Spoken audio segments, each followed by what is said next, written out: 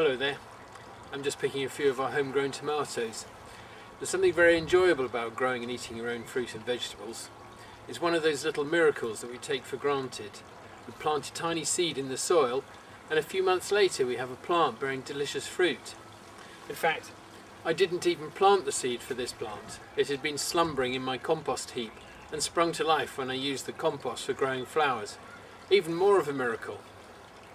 At the risk of sounding like Monty Don, I can see that with the colder weather coming, this might be the last of this year's crop of homegrown tomatoes, so I should make the best of them.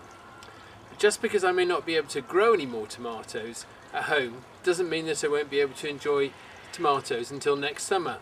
I can still buy tomatoes at the supermarket at any time of year. They would have been grown in a greenhouse somewhere and transported here in a lorry or in a plane. Of course, things would have been very different in this country in the past.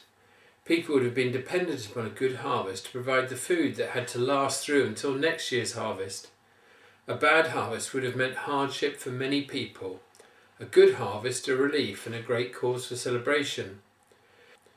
But today it would be very easy for us to take it for granted that we can have whatever food we want, whenever we want it. At least that is usually the case.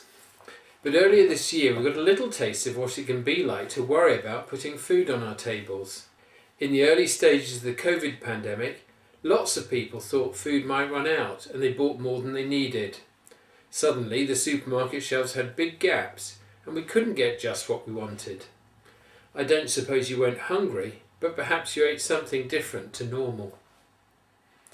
There are still parts of the world where the harvest is incredibly important and where a poor harvest can threaten famine to millions.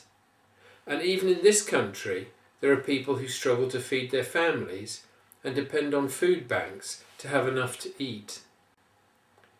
I'm sure Jesus understood the importance of food in people's lives. We all remember the famous story about him feeding the 5,000 people going to listen to him speak.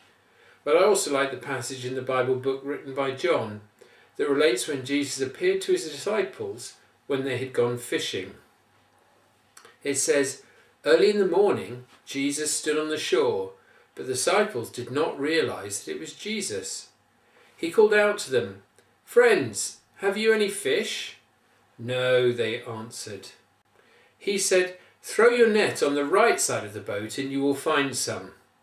When they did, they were unable to haul the net in because of the large number of fish." Not only did Jesus help them harvest a good haul of fish, he then cooked them breakfast. Now that is a great friend. Jesus helped his disciples to have a really big harvest so that they would not go hungry. It was another demonstration of his love for his friends, the same love that God shows to us all. In the same way that your parents would not let you go hungry, I believe that our loving God has created a world that can provide food for all of us and that nobody needs to go hungry. How can we show him our thanks? Well, perhaps if you're a young person, you could make up a thank you message for God. It might be something harvest themed, like this.